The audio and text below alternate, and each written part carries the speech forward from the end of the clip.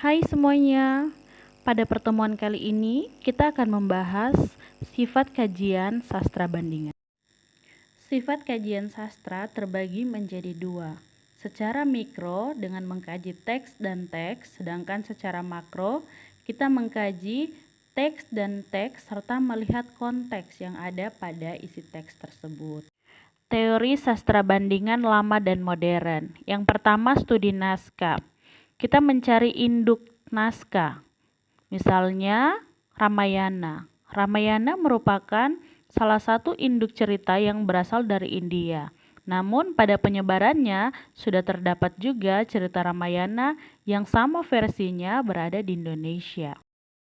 Yang kedua adalah sastra lisan yang tersebar secara oral atau sering disampaikan juga dari mulut ke mulut atau dari generasi ke generasi, dari ke tempat ke tempat. Misalnya cerita-cerita mitologi dan tradisi lisan yang berasal dari daerah masing-masing. Selanjutnya sastra modern, biasanya karya sastrawan modern.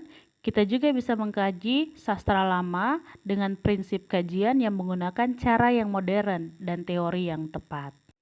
Ketiga cara ini bisa kita pakai atau kita gunakan di dalam pemilihan sebuah naskah.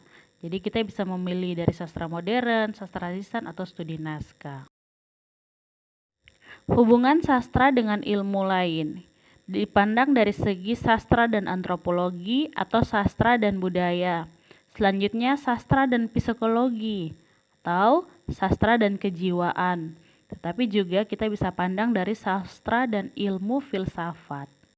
Bagaimana cara kita bisa mengetahui bahwa sastra berkaitan dengan ilmu lain?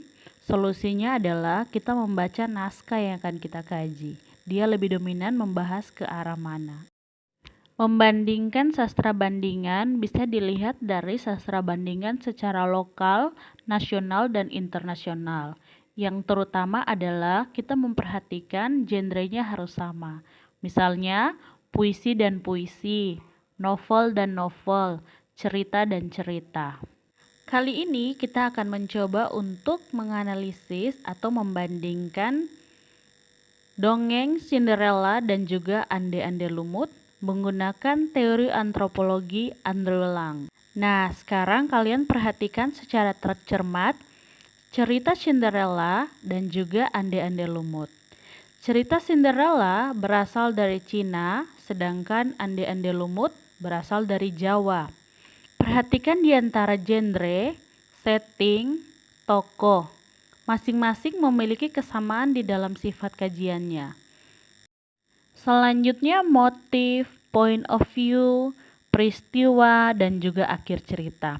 Kedua cerita ini memiliki kesamaan mulai daripada setiap unsur yang ada di dalam cerita tersebut. Oleh sebab itu, kesimpulannya adalah kedua cerita ini memiliki kesamaan tetapi memiliki perbedaan pada wilayah dan juga budaya masing-masing yang ada di dalam cerita. Berdasarkan teori survival kebudayaan Andrew Lang, menganggap bahwa setiap kebudayaan di dunia ini mempunyai kemampuan untuk berevolusi.